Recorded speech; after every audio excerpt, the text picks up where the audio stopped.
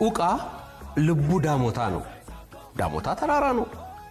ዳሞታ የወላይታ ሶዶ ግርማ ሞገስ ሁልጊዜም አረንጓዴ ጋቢውን ተጎናጽፎ አንዳንዴም ደግሞ የጉምሻሹን ሲጠመጥም ወላይታ ሶዶን ከተማና አካባቢውን ያደምቃል ይላል እና ሲጀምር ኡቃ ልቡ ዳሞታ ነው።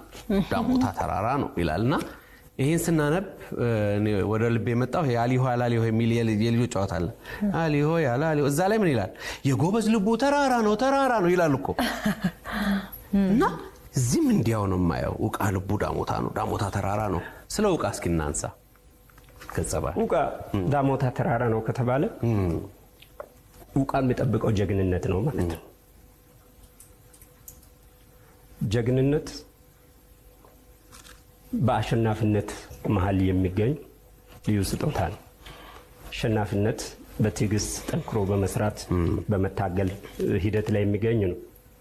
ስለዚህ መግቢያ ላይ የተቀመጠው ነገር ኡቃ በሀገር ጉዳይም ጭምር ሌሎች ባጋጠሙ ነገሮች ላይ ሊያሸንፍ የሚችል ግርማ ሞገስ ጽናት ሊኖር ይችላል ብሎ አንባቢ እንዲገምት ነው። ቅድም እንደነገሩን እንግዲህ ይሄ መጽሐፍ የአገር ፍቅር የቤተሰብ ማህበረሰብን ባህልን አገርን ከማሳየት ባለፈ የፍቅር ታሪክም አለው። የፍቅር ታሪክ ኡቃን በፍቅር ያሸነፈች ገጸ ባህሪ ያለች ዛሬ ታኔ ይላል።